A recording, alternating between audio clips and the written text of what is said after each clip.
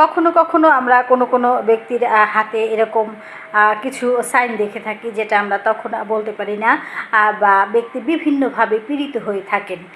এই যে রেখাটা আছে, এটা হচ্ছে শনি রাহু সংযোগ, এটাকে বলা হয়ে থাকে। এটা যদি কোনো ব্যক্তির হাতে থেকে থাকে, তাহলে এই ব্যক্তি কিন্তু সারা জীবন বিভিন্ন রকম হয়রানি, বিভিন্ন রকম পেরেশানি এবং বিনা অপরাধে বিভিন্ন জায়গায় দোষী হবেন।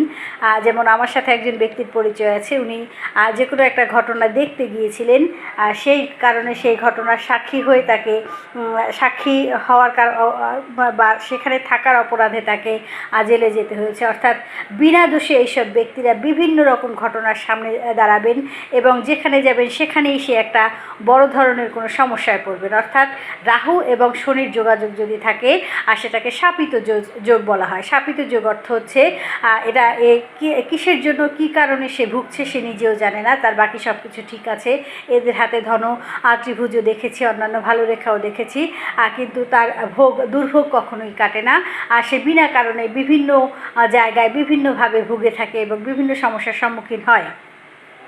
শাপিত যোগ যদি আপনার হাতে থেকে থাকে, তাহলে এটাকে অনেক সময় পিতৃদোষও বলা হয়ে থাকে। অর্থাৎ মানুষ তিনটি অজানা কারণে ভুগে থাকে। একটা হচ্ছে বাস্তুদোষ, একটা হচ্ছে পিতৃদোষ, আর একটা হচ্ছে শাপিত দোষ। তো যদি সেরকম কোনো কারণে ব্যক্তি ভুগে থাকে, তাহলে সাধারণত সে যদি একটু ভালো অভিজ্ঞ কোনো জ্যোতিষীর পরামর্শ নিয়ে থাকে এবং ব্যক্তিগত কিছু আচার আচরণ পরিবর্তন করে থাকে, তাহলে কিন্তু তার এই দোষগুলো কেটে যাবে। ধন্যবাদ সকলকে।